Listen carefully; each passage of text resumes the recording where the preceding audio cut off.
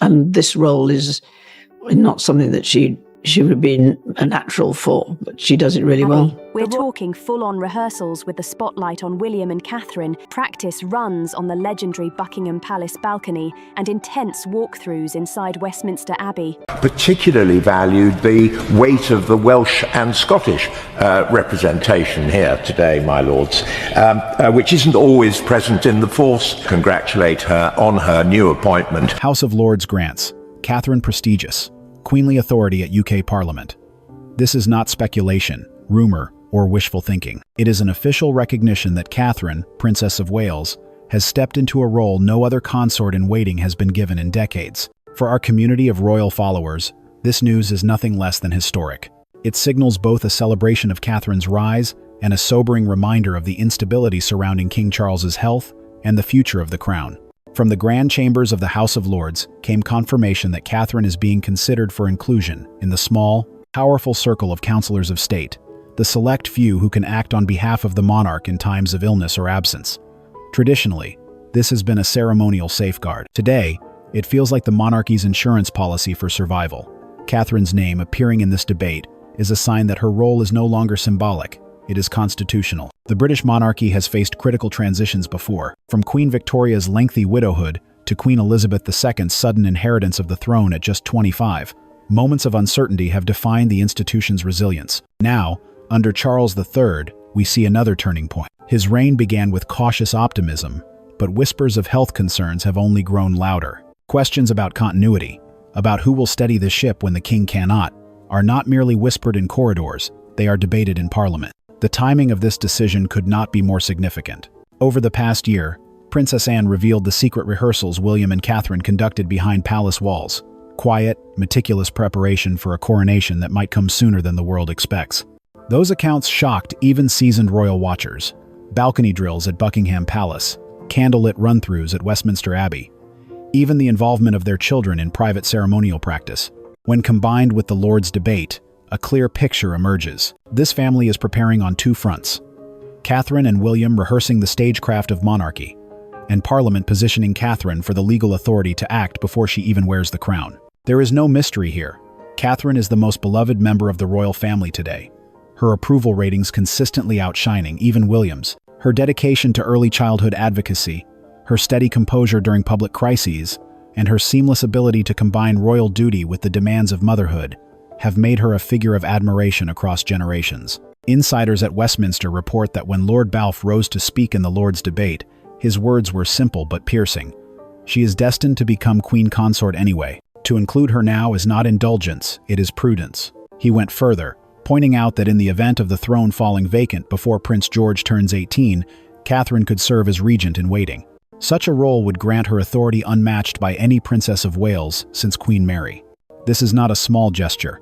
It is a declaration that Catherine is being entrusted with power to steady the monarchy in uncertain times. Of course, such a shift does not come without friction. For every cheer in support of Catherine's elevation, there are quiet grumbles among traditionalists who argue this blurs the sacred line between sovereign and consort. Critics fear that giving Catherine authority once reserved for the monarch risks overreach, that Parliament is modernizing away the mystique of the crown. But history offers perspective. Queen Elizabeth II embraced televised coronations. King George VI restructured his council during wartime. Adaptation has always been part of survival. If Catherine represents evolution rather than revolution, her inclusion may be the crown's most strategic move in a century. Behind the walls of Windsor, these developments resonate with deep emotion. Princess Anne, long regarded as the most reliable of Charles's siblings, reportedly supports Catherine's inclusion, recognizing her work ethic and ability to withstand pressure. William, by contrast, has remained silent in public, but insiders say his quiet confidence reflects his belief in Catherine's strength. Not everyone in the family is thrilled. Some insiders whisper that sidelining figures like Prince Harry and Prince Andrew in favor of Catherine is both politically convenient and personally cutting. The message is unmistakable.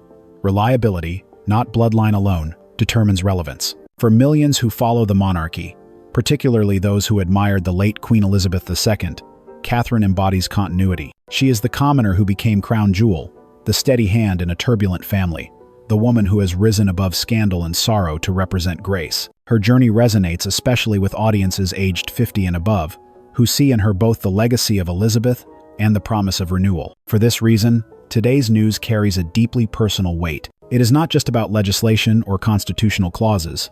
It is about trust. Trust in Catherine's composure, in her judgment, in her ability to balance tradition with a human touch. The story is still unfolding.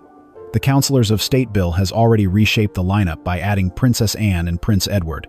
Now, the possibility of Catherine's inclusion lingers like a bright dawn on the horizon. Coupled with her new powers to issue royal warrants from 2026 and her groundbreaking appointment as a Royal Companion of Honor in 2024, Catherine is being positioned as both a national symbol and a constitutional safeguard. This is no longer a question of if, but when. The monarchy is preparing for the inevitable, and Catherine stands at the center of its future. As we move forward in this six-part investigation, we will peel back the layers of this extraordinary moment. From the rehearsals behind closed doors to the debates in Parliament, from the whispers of palace insiders to the thunder of public opinion, we will track Catherine's rise step by step. This is not just royal news, it is history in motion. And here at Royal Realness, we are proud to bring it to you first, with clarity, respect, and a deep sense of responsibility to the truth. Stay with us as we move into Part 2, where we explore the secret coronation rehearsals that revealed Catherine's transformation from dutiful princess into future queen. When Princess Anne revealed the secret preparations of William and Catherine, the news landed like a thunderclap across Britain. This was no idle rumor. It was a candid admission from the monarch's most trusted sibling. The idea that the Prince and Princess of Wales were rehearsing for the coronation, not in the distant future, but as if it might happen imminently, was startling. It forced the public to confront what insiders had been whispering. The monarchy is planning for an accelerated transition. One image captured imaginations more than any other. Princess Anne walking unexpectedly into the ballroom at Buckingham Palace, only to see William and Catherine standing side by side on the balcony, practicing their posture, their smiles, even their timing as if addressing a roaring crowd. Anne's reaction was reportedly one of quiet surprise, not disapproval. Her words were later described as half humorous, half revealing. "I suppose one must be ready before the moment arrives." That moment of rehearsal tells us everything. The balcony is not just a slab of stone, it is a symbol of continuity. Generations of monarchs have stood there to present themselves to the people. For Catherine to rehearse on that balcony is to declare, without speaking, that her moment will come. The rehearsals extended far beyond Buckingham. Westminster Abbey, cradle of coronations since 1066, became the stage for candlelit walkthroughs. Staffers described hushed evenings when the Great Hall, usually filled with tourists and clergy, was closed to outsiders. William and Catherine walked the central aisle slowly, accompanied by aides and ceremonial experts. At times, virtual simulations were used, projecting a digital crown onto Catherine's head to test lighting angles for live broadcast. It was theater, yes, but also strategy. In the 21st century, coronations are not just sacred rites, they are global television events. Getting it right means balancing medieval pageantry with modern accessibility. Catherine's involvement in every detail shows her awareness that her reign will be measured not just in policies but in images that travel instantly across the world. Perhaps the most moving detail came from Anne's revelation that the children, George, Charlotte, and Louis, were quietly included. George, as future heir, was taught how to hold himself with composure during long ceremonies. Charlotte, at just 10, practiced curtsies with solemn precision. Even Louis, often seen as the family's spirited child, was guided through playful mock processions. These moments were not staged for cameras. They were family rehearsals, part of William and Catherine's philosophy that monarchy is a family duty, not an individual performance. By involving their children early, they are teaching them that responsibility comes hand in hand with privilege. Why now? Why such urgency? The answer, though uncomfortable, lies in King Charles's condition. While palace officials release only sparse updates, whispers of fatigue, treatments, and limited appearances have fueled speculation. His reign may be briefer than the decades-long rule of his mother. This possibility has sharpened focus on William and Catherine. The rehearsals are not a flight of fancy, they are a contingency plan. Anne herself hinted at this when she spoke of preparing for what is asked, even if one hopes it is not asked soon. Those words, both loyal and pragmatic, reveal the tension at the heart of the monarchy today. The king is present, but the heirs must be ready. Every detail of the rehearsals reflects a monarchy at a crossroads. Catherine has reportedly pushed for inclusivity representatives from diverse communities to be given visible roles during the service. She has also advocated for environmental touches, such as recycled fabrics and ceremonial garments, and a reduced use of animal-based materials. These choices, subtle but powerful, signal her vision of a monarchy that respects tradition while responding to 21st century values. Observers note that William's approach is complementary but more cautious. He insists on preserving certain rituals unchanged, such as the anointing oil and oaths. Together, they balance modernization with continuity, a partnership that reassures both conservatives and progressives within the monarchy's broad audience. Not all reactions within the royal household have been warm. Quiet murmurs suggest that some senior courtiers feel Catherine's role in rehearsals is unusually prominent for a consort. Traditionally, the sovereign commands attention, the consort supports. Yet here we see Catherine rehearsing as though the ceremony is hers. For her supporters, this is precisely the point. Catherine is not simply a consort, but the defining presence of the monarchy's next chapter. Behind these criticisms lies an uncomfortable reality. Trust in the younger generation varies. Where William is respected, Catherine is admired. Where other royals face scandals, Catherine shines without blemish.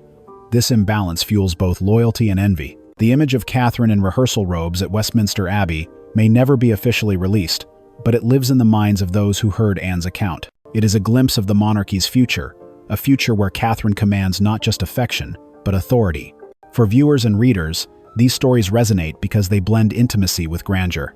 They allow us to imagine the woman we admire, the Princess of Wales, quietly pacing through the Abbey at night, practicing steps that will one day mark history. We turn from the rehearsals themselves to the political stage. How the House of Lords debate transformed Catherine's practice behind closed doors into constitutional authority in public.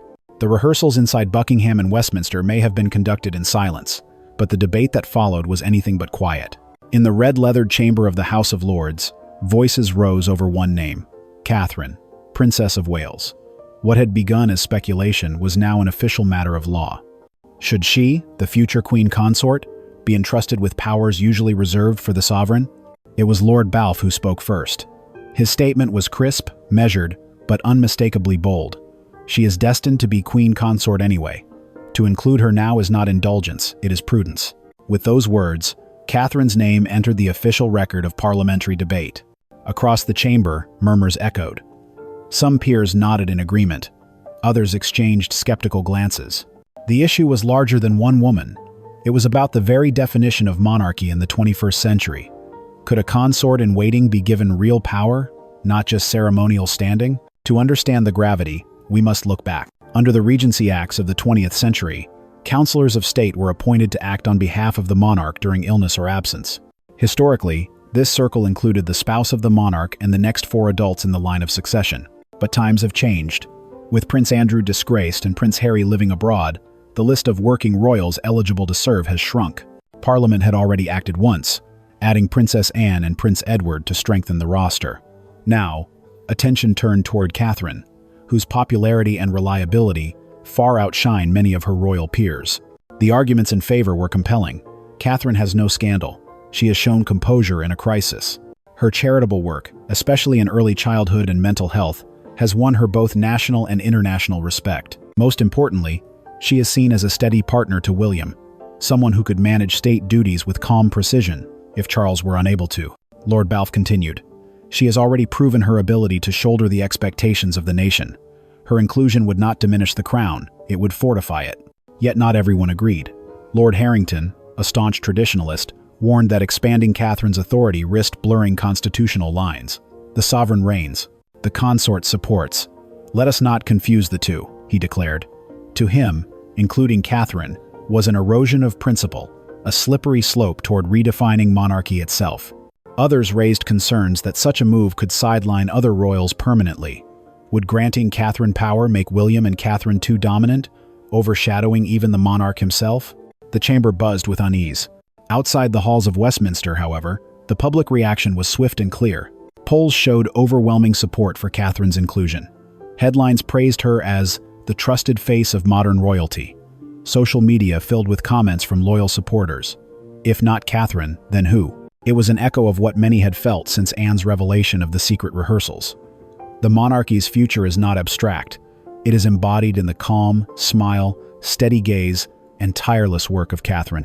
In truth, this debate marked more than a technical adjustment. It was a quiet revolution. For the first time in generations, Parliament was prepared to enshrine Catherine not just as a consort, but as a constitutional safeguard. Should Charles falter before George comes of age, Catherine could stand as regent. This was no ceremonial flourish, it was power, real and undeniable. Behind palace walls, the implications were enormous. William reportedly supported the decision, seeing it as natural preparation. Princess Anne, true to her pragmatic nature, agreed. But others, particularly those whose influence has waned, felt the chill of exclusion. For our viewers, the meaning is profound. Catherine's rise mirrors the hopes of a public longing for stability. She represents dignity in a family often rocked by scandal. She embodies service in an institution often accused of entitlement. At Royal Realness, we ask you directly, do you support Catherine being given this authority? Should she stand alongside Anne and Edward as Counsellor of State, ready to act in the King's name? Or should tradition hold her back until the crown is formally hers? Leave your thoughts in the comments below.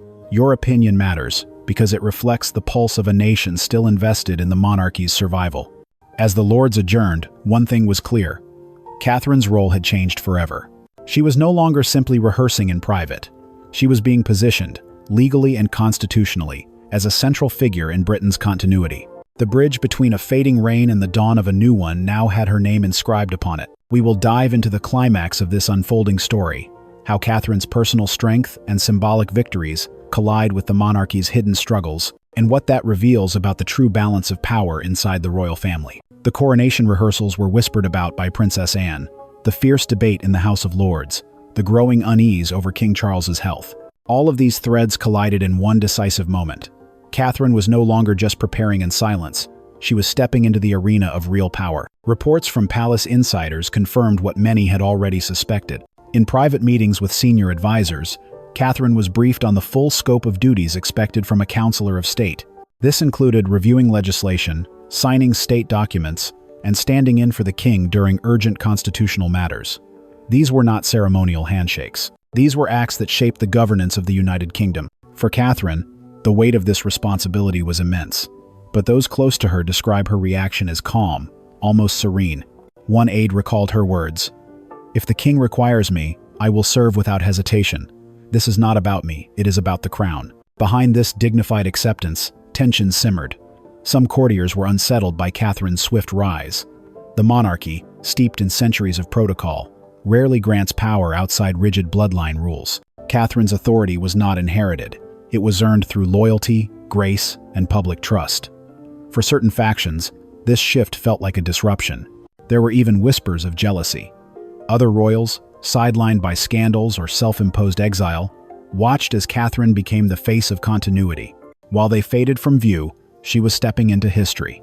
But Anne's loyalty was unwavering.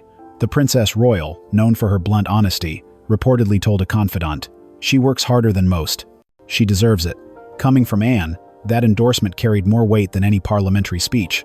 When the story broke, public sentiment exploded. Newspapers splashed Catherine's image across front pages, with headlines like, "The People's Princess of Power," and "Catherine Duty Before All." Television segments replayed her past speeches and charity appearances, framing them as proof of her readiness. Polls showed nearly 70% of Britons supported her expanded role. Among older demographics, viewers aged 50 to 65, the support was even higher. For them, Catherine symbolized reassurance. She was not a scandal, not chaos, not uncertainty. She was steady, composed, and deeply respected. And it wasn't just in Britain. International outlets from the United States to Australia ran features, highlighting Catherine's popularity, calling her the crown's safest bet. For a monarchy often criticized abroad, this was a rare wave of global admiration. The question everyone wanted answered was, how did Charles himself feel? Palace sources suggest that, despite his frailty, the king gave his blessing. In a private audience, he reportedly told Catherine, "You will steady the ship when needed. Your hand is the hand the people trust." This moment, though unrecorded, has already become legend among royal watchers. It signaled that Charles recognized Catherine as not only his daughter-in-law, but his protector in legacy. In the space of weeks, Catherine had transformed from rehearsal participant to constitutional actor. What began with balcony drills and candlelit walkthroughs ended in her being acknowledged as a figure of real authority. For her supporters, this was vindication. For her critics, it was a shock. But for the monarchy, it was survival. Catherine had proven herself not only a symbol, but a safeguard. This is more than a royal update. It is history happening in real time.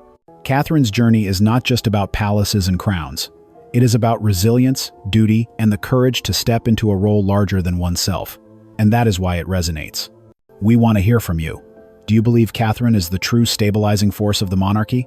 Should her authority be expanded even further, perhaps even preparing her for regency if needed? Drop your thoughts in the comments below. Your perspective adds to this ongoing story. As Britain adjusts to Catherine's new standing, eyes turn toward the future. Will William and Catherine's eventual coronation mark a new golden age of modern monarchy? Or will tensions within the family threaten to overshadow their progress? By now, Catherine's transformation from symbolic princess into a constitutional figure had become undeniable. Yet in the cloistered corridors of Buckingham Palace and Windsor Castle, whispers of conflict filled the air. Power does not shift quietly in the House of Windsor. It stirs rivalries, exposes doubts, and forces hard choices.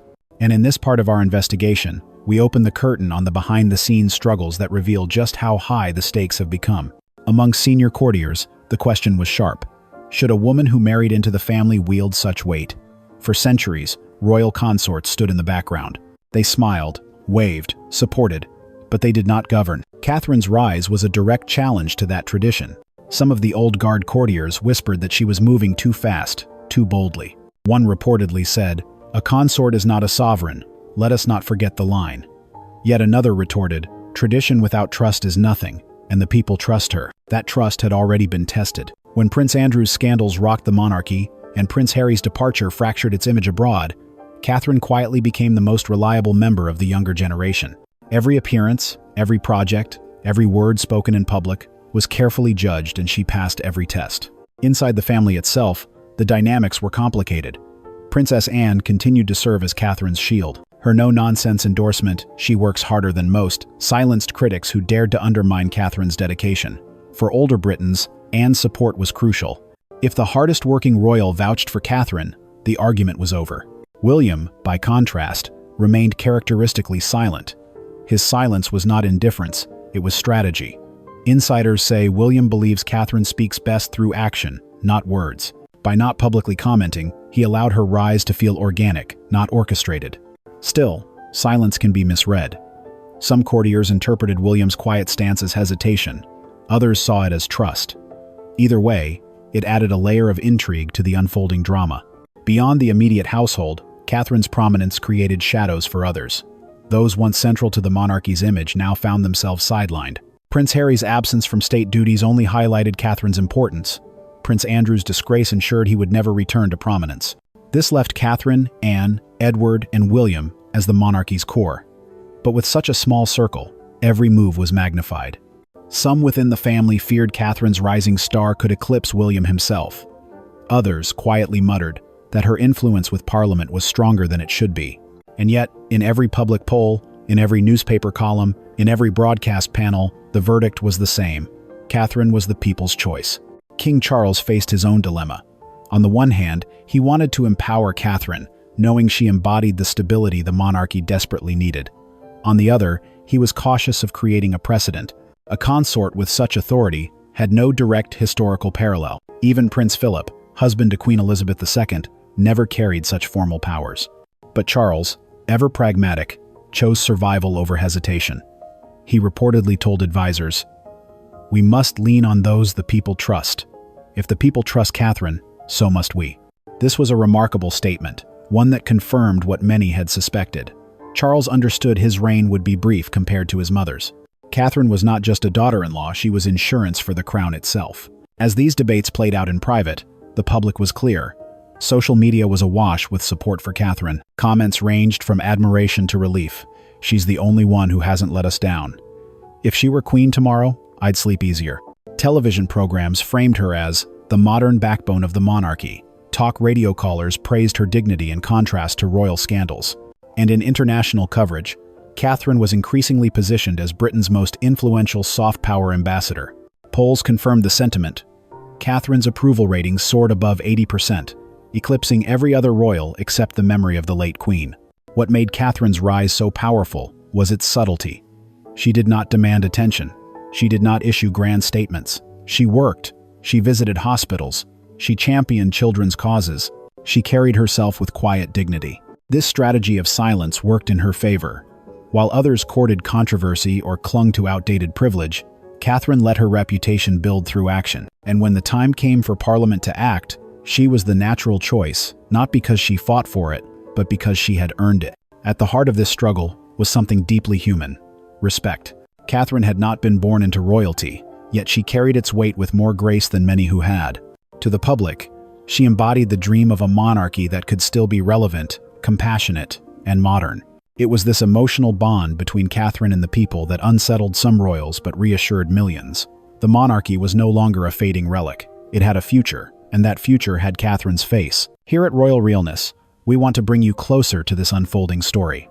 What do you think? Should Catherine continue to expand her influence, perhaps even taking on regency duties if the king cannot serve? Or should tradition hold her role in check until William inherits the crown? Share your thoughts in the comments.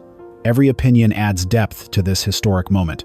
And if you've followed Catherine's journey with us, hit the like button so more royal fans can join this conversation. The palace may appear serene on the outside, but within its walls, the struggle continues. Can Catherine's steady rise unify the family, or will rivalries deepen as her influence grows? We will bring this series to a close, examining Catherine's image as a beacon of the monarchy's future and what her triumph truly means for Britain, for the Commonwealth, and for the legacy of the crown. The rehearsals are over, the debates are settled, the struggles inside palace walls remain, but one truth has become impossible to ignore. Catherine is no longer only the Princess of Wales, she is the living promise of the crown's survival. When Princess Anne first revealed the secret rehearsals, the public saw only a glimpse.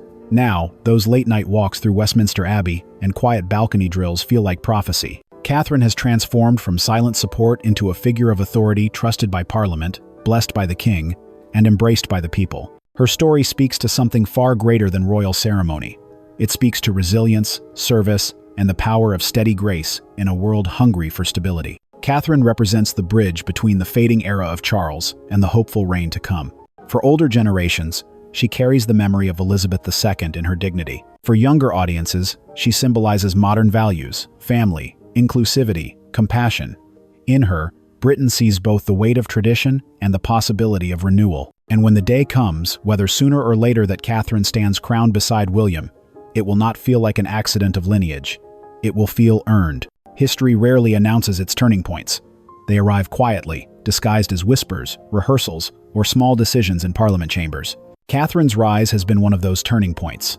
Not dramatic, not scandalous, but steady, deliberate, and undeniable. The monarchy's survival now rests not only on the shoulders of a king, but on the quiet strength of a princess who is already shaping the story of the crown's future. Do you believe Catherine's influence marks the start of a new golden era for the monarchy? Or is it simply a careful holding pattern until William takes the throne? Comment your thoughts below. We'll feature some of your best insights in our next Royal Realness Roundup. And if you've enjoyed this 6-part journey, hit like and subscribe so you won't miss the next chapter in royal history.